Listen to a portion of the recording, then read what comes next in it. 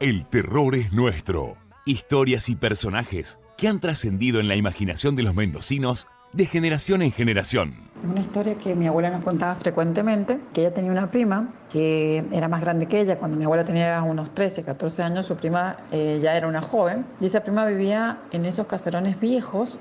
Ella nos contaba que su prima últimamente se la veía bastante cambiada y discutía bastante con sus padres.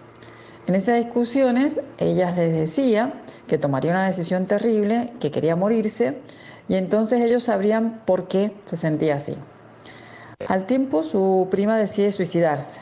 Y una noche sus padres habían discutido muy fuerte, como lo hacían cuando discutían con ella.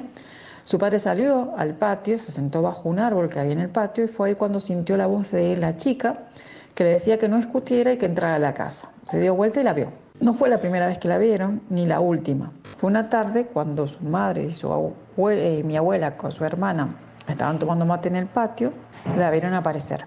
Entró por la puerta de calle, caminó a la galería, salió al patio, pasó al lado de ella sin decir nada ni hacer nada y se dirigió al baño. Mi abuela nos decía que su hermana insistía en que algo había en ese baño que ella quería que ellas vieran. Decidieron correr el espejo que estaba colgado en la pared del baño y encontraron un hueco. Al principio no encontré nada hasta que tocó unos papeles. Cuando saca esos papeles eran unas cartas que estaban atadas con una cinta. Cuando las empiezan a leer, descubren que su prima estaba perdidamente enamorada de un hombre y esa persona jamás hubiera sido aceptada por su familia. Ellos entendieron que lo que ella quería es que descubrieran el motivo del por qué ella decidió quitarse la vida. Después de eso, de haber encontrado esas cartas, su prima nunca más volvió a aparecer en esa casa.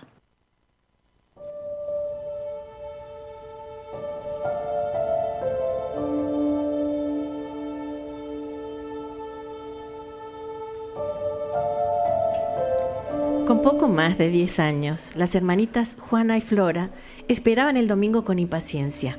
Ese día iban a visitar a sus tíos y al no tener la supervisión de sus padres por un rato, el amplio jardín quedaba a su entera disposición. La casa era especialmente fascinante porque, además de un hogar, era un registro civil.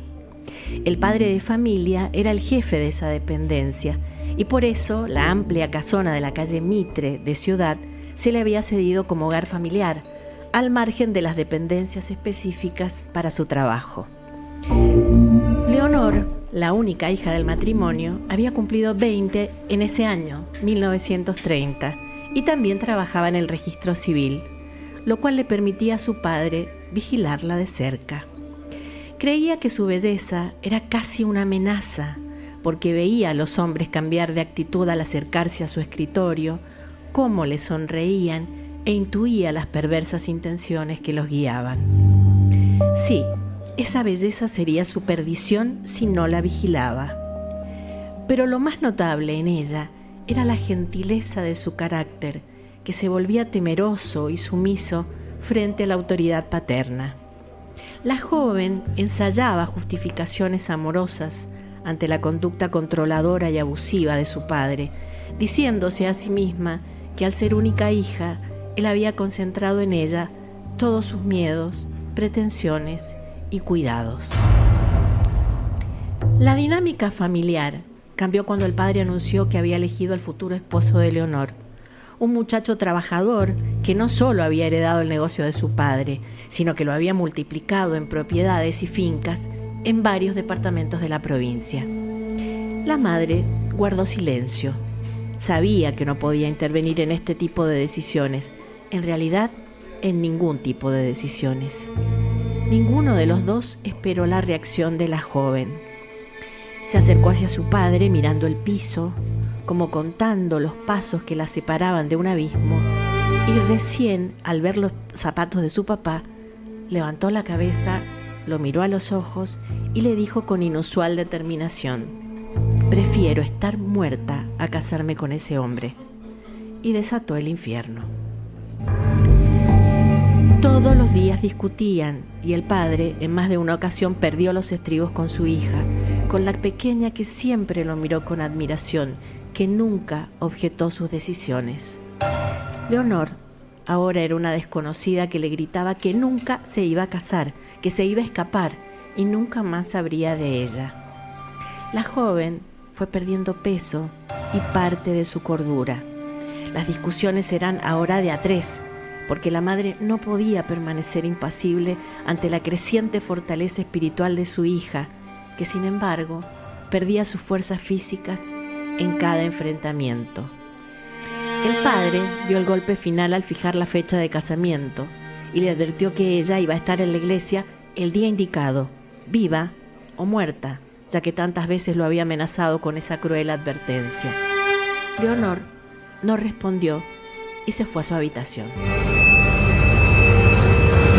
En esa madrugada de invierno, uno de los más impiadosos fue a la única dependencia que estaba alejada del resto de la casa, el baño. Caminó descalza, con las lágrimas reptando amargas y frías. Llenó la bañadera de agua helada y se sumergió un largo rato en ella. Toda sensación o sentimientos la habían abandonado. Salió al jardín, con el camisón como única barrera entre su desnudez y el aire, y se acurrucó debajo de la higuera. Así la encontró primero el sol y luego su madre. La neumonía la mató en unos días. El padre, con el dolor adicional de la culpa, deambulaba por las habitaciones, sin palabras, sin animarse a salir donde su hija se cobijó en el frío de la muerte. La madre desterró el silencio. Le gritaba asesino y lo culpaba por eso y por todo lo que pasó antes. Lo odiaba con una intensidad que no sabía posible. Y esas discusiones se convirtieron en rutina hasta que en medio de los gritos, el padre herido, el culpable, se escapó a llorar bajo la higuera como nunca antes, con una amargura que nacía en la boca del estómago y le estallaba en la cabeza. De allí la vio por primera vez. Leonor solamente dijo 3 palabras: no discutan más, y caminó lentamente hacia el baño. Desde esa noche, la joven se hizo omnipresente. Su madre la veía entrar en el horario en que llegaba de trabajar, caminaba por la casa y se dirigía a la dependencia donde puso fin a su vida. Desde la puerta del baño, la madre a veces veía en los ojos de su hija una pesadumbre infinita.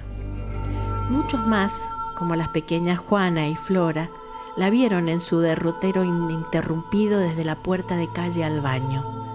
¿Qué había en el punto final de ese camino? Dieron vuelta a la dependencia, mosaicos y ladrillos flojos incluidos.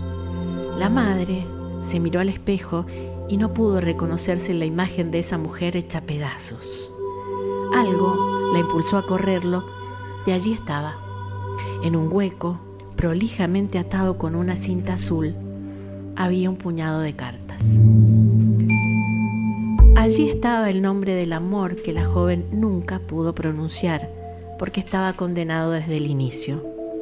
Los amantes intercambiaban frases, ilusiones y planes que sabían imposibles. Él no era un hombre libre, y Leonor, aunque lo pensó, jamás podría fugarse con él. Sus padres soportarían el dolor mejor que la vergüenza, y actuó en consecuencia. Las cartas quedaron en su cuarto, sobre la cama, y su mamá de vez en cuando las leía. Era lo único que le quedaba de ella, porque Leonor nunca más volvió a aparecer.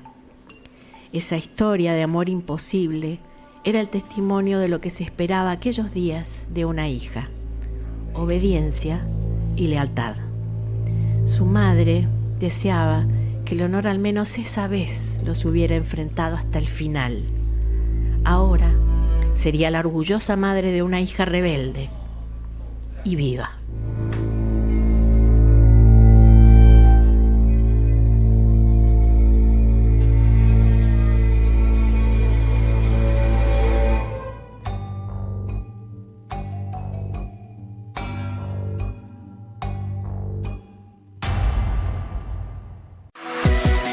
Vas con Niwil. Estás con Niwil.